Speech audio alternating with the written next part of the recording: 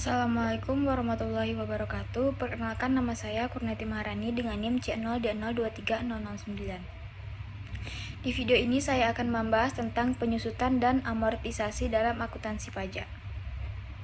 Penyusutan merupakan sebuah alokasi dari biaya perolehan suatu aktiva tetap kecuali tanah yang memiliki masa manfaat tertentu atau disesuaikan dengan kelompok hartanya. Penyusutan ini telah diatur dalam Undang-Undang Pajak Penghasilan Pasal 11. Penyusutan akan dimulai pada saat bulan di mana terjadinya pengeluaran. Sementara apabila terjadi pada harta yang masih dalam proses pengerjaan, maka penyusutan baru dapat dilakukan pada bulan selesainya pengerjaan atas harta tersebut. Dalam amortisasi, di mana alokasi dilakukan atas perolehan harta tidak berwujud yang memiliki masa manfaat tertentu. Amortisasi ini telah diatur dalam Undang-Undang Pajak Penghasilan Pasal 11A.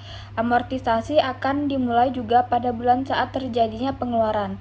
Kedua ketentuan tersebut sama-sama akan berakhir apabila masa manfaat dari harta tersebut telah habis sesuai dengan ketentuan perpajakannya.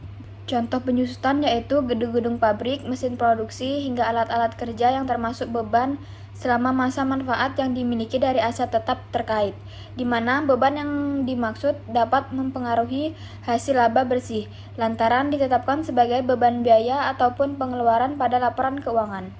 Amortisasi, pembayaran yang dilakukan atas tagihan atau tunggakan bulanan pada kredit, baik kendaraan, pinjaman, KPR, hingga pinjaman kartu kredit saat pembayaran sejenis lainnya.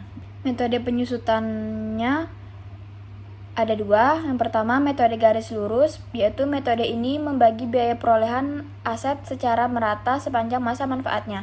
Rumusnya, penyusutan tahunan sama dengan biaya perolehan atau umur ekonomis. Yang kedua, metode saldo menurun ganda. Metode ini mengakui beban penyusutan yang lebih tinggi pada tahun-tahun awal dan menurun di tahun berikutnya. Rumusnya, penyusutan tanah 2 dibagi umur ekonomis dikali nilai buku awal tahun.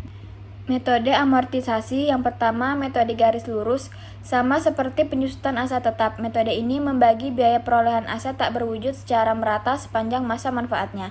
Yang kedua, metode saldo menurun. Metode ini mengakui bahwa beban amortisasi yang lebih tinggi pada tahun-tahun awal dan menurun seiring waktu. Syarat biaya dapat diamortisasikan. Pengeluaran modal biaya harus merupakan pengeluaran modal yang terkait dengan perolehan atau peningkatan aset tak berwujud yang memberikan manfaat ekonomis di masa depan. Masa manfaat lebih dari 1 tahun. Aset tak berwujud yang diamortisasikan harus memiliki masa manfaat lebih dari 1 periode akuntansi. Dapat diidentifikasi dan diukur dengan andal. Aset tak berwujud tersebut harus dapat diidentifikasi secara jelas dan nilai perolehannya dapat diukur dengan andal. Dimiliki dan dikendalikan oleh perusahaan. Aset tersebut harus dimiliki dan dikendalikan oleh perusahaan yang melakukan amortisasi. Manfaat ekonomi masa depan. Aset tersebut harus memberikan manfaat ekonomi di masa depan, meskipun manfaat tersebut tidak selalu pasti. Dampak penyusutan dan amortisasi terhadap laporan keuangan. Pengurangan laba bersih. Dapat mengalokasikan biaya ini.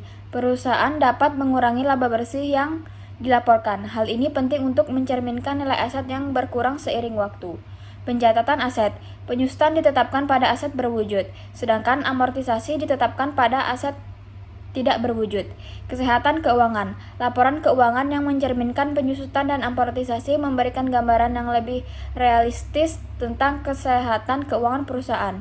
Arus kas. Meskipun penyusutan dan amortisasi mengurangi laba, keduanya tidak mempengaruhi arus kas secara langsung. Ini karena keduanya adalah biaya non-tunai. Pengaruh terhadap penghasilan kena pajak. Pengurangan pajak terutang. Biaya penyusutan dan amortisasi dapat dikurangkan dari penghasilan bruto untuk menghitung penghasilan kena pajak. Rekonsiliasi fiskal. Dalam praktik perpajakan, wajib pajak mungkin perlu melakukan rekonsiliasi fiskal jika terdapat perbedaan antara penyusutan akuntansi dan penyusutan fiskal. Metode penyusutan. Perusahaan dapat memilih metode penyusutan, misalnya garis lurus atau saldo menurun yang akan mempengaruhi jumlah penyusutan yang diakui setiap tahun. Dampak jangka panjang. Pengaruh penyusutan dan amortisasi terhadap pajak tidak hanya terlihat dalam jangka pendek. Dalam jangka panjang, keputusan mengenai penyusutan dapat mempengaruhi strategi investasi dan pengelolaan aset perusahaan. Kesimpulannya, yaitu penyusutan dan amortisasi merupakan dua konsep penting dalam akuntansi yang memiliki dampak signifikan terhadap laporan keuangan perusahaan serta penghasilan kena pajak. Penyusutan merujuk pada pengurangan nilai aset tetap berwujud seiring dengan penggunaan dan waktu. Sedangkan amortisasi berkaitan dengan pengurangan nilai aset tidak berwujud, seperti hak paten atau merek dagang. Keduanya berfungsi untuk mencerminkan penurunan nilai aset yang memiliki perusahaan, sehingga memberikan gambaran yang lebih akurat tentang kesehatan keuangan dan kinerja operasional perusahaan. Baiklah, sekian video penjelasan tentang penyusutan dan amortisasi dalam akuntansi pajak. Lebih dan kurang saya mohon maaf. Wabillahi taufiq wal hidayah. Wassalamualaikum warahmatullahi wabarakatuh.